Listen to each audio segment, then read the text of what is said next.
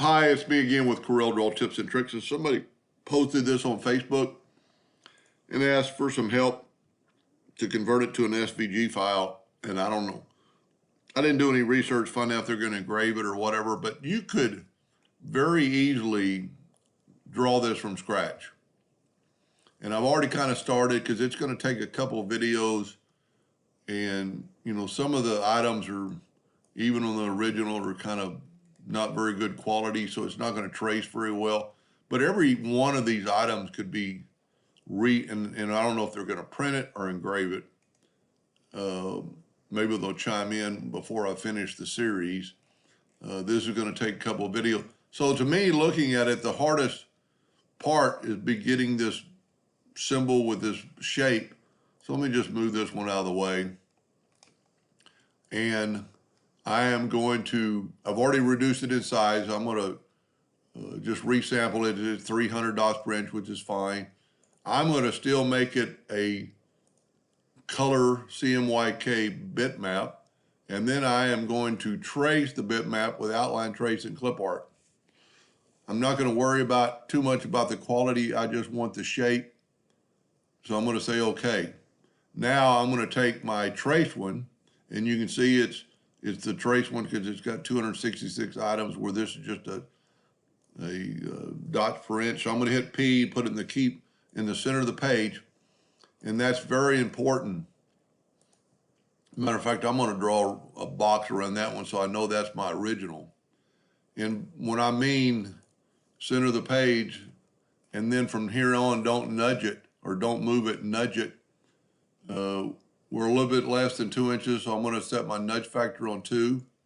I'm going to take this and go up to object and ungroup it. And when I do that, the weld tool will come up and I can get my boundary tool and I can move that over.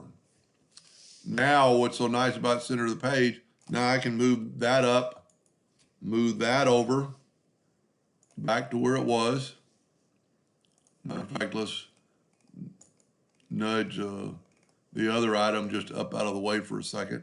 Now you remember it's ungrouped, so we need to select it all and hit it up. Now what I'm going to do is take a 2-point line and then hit P and put it in the center of the page, because what I need to do is clean up this trace. And then you just kind of need to see which one looks better. I kind of like this slope, so we're going to repair this side. I'm going to take my smoothing tool. It's set real low. I'm going to set a little higher, maybe 0.25. And then I'm going to select my item, and you can see the nodes pop up. And I'm just going to smooth over some nodes. Your smoothing tool came about in 2017. If you do not have it, you can just reduce nodes and get this same look. And I'm not going to spend a lot of time making it perfect. But then let's go and zoom in here and just see what it looks like with the shape tool, and maybe get rid of this node right there. That looks good. Everything else looks good. Now I'm going to take the virtual segment delete key and delete this side. I'm going to delete my line.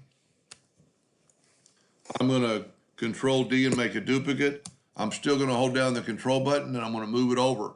Now at this time you want to make sure you don't have any leaks. So I'm going to fill it in, I'm going to nudge it over, and then that's going to be my new item. So I'm going to left click, right click, and then I'm going to nudge it back over.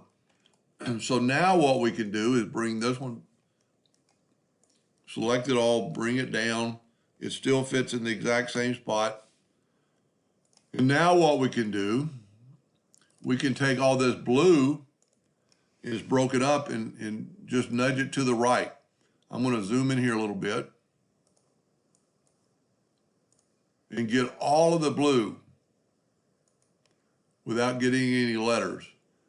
And I think we're good enough. Now it's all broken apart, so I can use my boundary tool and I can do the same thing and just nudge it over, and there's that shape. And then I would clean that up exactly how I did the other one. I'm not going to take the time to do that, but just nudge the other part out of the way and just clean up one side and make two sides. Same thing on the bottom, but it's a little bit different. I'm gonna get rid of this now. I do not need it. I'm gonna start taking the blue out of here.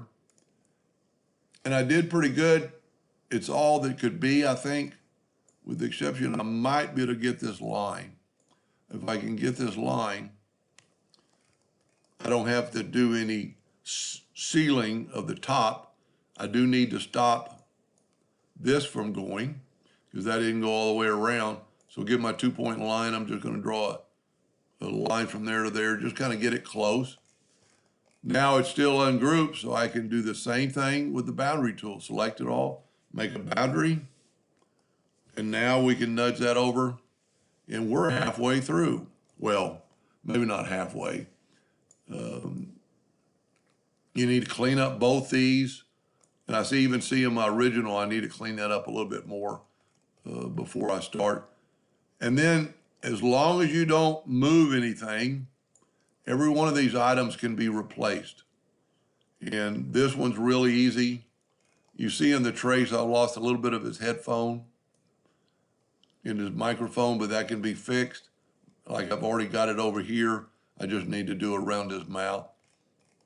Anyway, that's how I would get that shape to start with. And then probably the next video we'll start on the lightning strike and the look like the cell phone type tower. And this will be pretty cool because we can actually possibly move the circle out of the way and see if there's a cell phone tower behind there. And there's not, but we can draw it like that. Anyway, so stay tuned for part 2. Hope that helped. Thank you for watching.